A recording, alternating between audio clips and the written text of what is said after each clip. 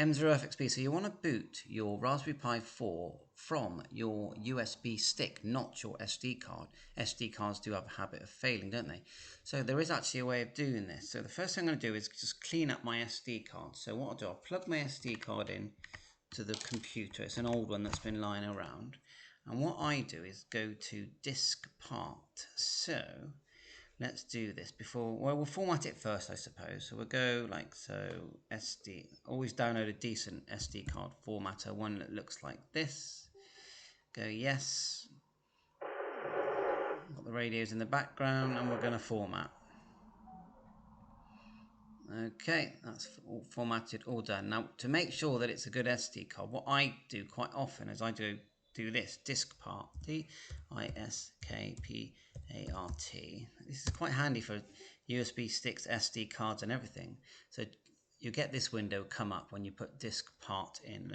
Type in list disk, okay, with a K, enter. Then you select the one you're going to do, and we're going to select disk 1, so put select disk. This will repair most of your SD cards. You try it out, it's really good. Then, so it says here, disk 1 is selected. Then put in the words clean, enter. If you've got an error, try it again. If you have got an error, it might not work, so we don't have to do it. Yeah, it said succeeded in cleaning, so try twice basically. Now put create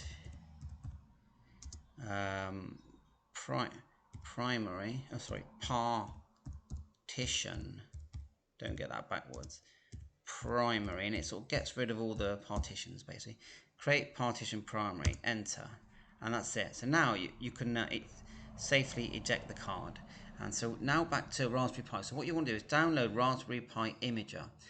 So I'll put the link in for you to do that. And when you've got it, here it is here. It will do the work for you. So then open that up. So we're going to go Raspberry Pi Imager.